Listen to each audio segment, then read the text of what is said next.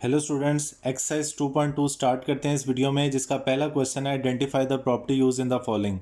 तो यहाँ पे मैं आपको बताता चलूँ कि लास्ट लेक्चर में हमने properties of real number discuss की थी। अगर आपने वो वीडियो पूरी देखी है तो इसमें जस्ट हमने प्रॉपर्टीज़ के नाम बताने हैं। ये क्वेश्चन आपको सिर्फ और सिर्फ MCQ में आते हैं। आपने क्वेश्चन पढ़ना है और उसको रिलेट करना है कि ये किस प्रॉपर्टी से मैच कर रहा है और प्रॉपर्टी का नाम बताना है। तो ये एक्सेस करने के लिए पहले रियल नंबर की प्रॉपर्टीज समझ के याद करना ज़रूरी है आपके लिए। तो फर्स्ट में प्रॉपर्टी का नाम है a+b=b+a। ये एडिशन की प्रॉपर्टी है, commutative property with respect to addition. फिर ये देखें, तीन नंबर्स मल्टीप्लाई हो रहे हैं कि ए बी को सी से मल्टीप्लाई करें या बी सी को फिर ए से करें। तो ये मल्टीप्लिकेशन की प्रॉपर्टी थी, प्रॉपर्टी नंबर थर्ड। इसका नाम था associative property with respect to multiplication. ये थी with respect to addition. 7 multiply by 1, 1 से जो भी नंबर मल्टीप्लाई वही आ जाता है। 1 को हम बोलते थे multiplicative identity.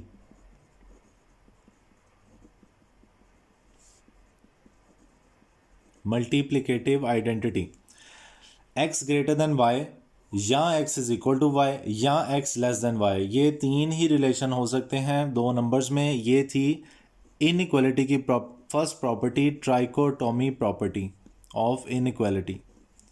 A B is equal to B A, ये है commutative property with respect to multiplication.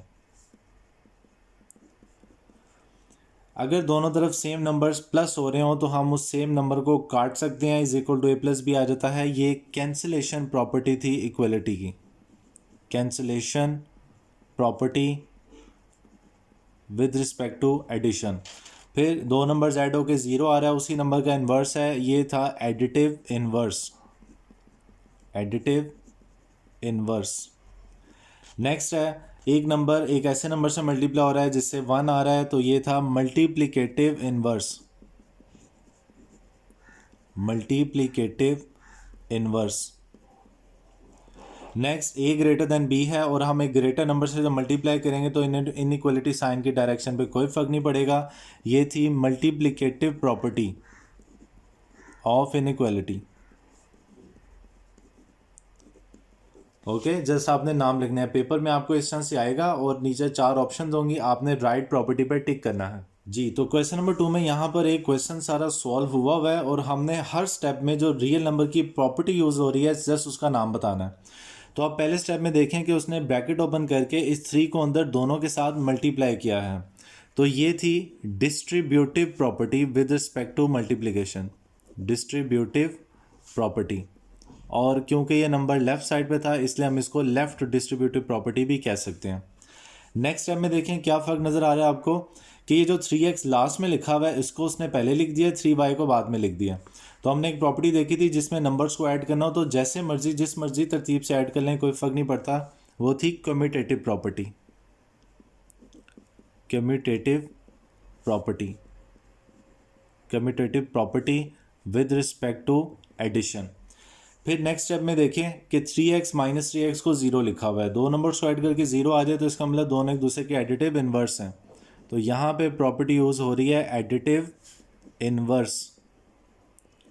फिर 0 में नंबर ऐड होके वही आ रहा है तो 0 को हम कहते थे additive identity, additive identity. Okay जी। नेक्स्ट भी इसी तरह प्रॉपर्टी के नाम बताने हैं, 0 ऐड होके वही नंबर आ रहा है तो ये है एडिटिव आइडेंटिटी।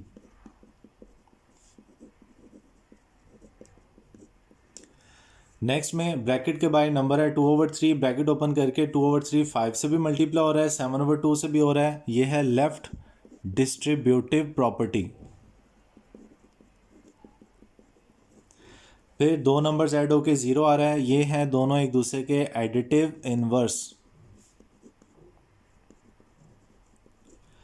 √3 ये भी रियल नंबर है, √3 ये भी रियल नंबर है। दो रियल नंबर्स मल्टीप्लाई करके इज आ रियल नंबर। अगर आंसर में भी रियल नंबर आ रहा है तो ये क्लोजर प्रॉपर्टी है विद रिस्पेक्ट टू मल्टीप्लिकेशन। दो नंबर्स मल्टीप्लाई करके 1 आ रहा है, ये है मल्टीप्लिकेटिव इनवर्स। ओके जी, होप सो ये इजी एक्सरसाइज थी। अगर आपको प्रॉपर्टीज़ के नाम याद हैं और पहचान याद है तो इस एक्सरसाइज को आप इजीली कर सकते हैं। ओके।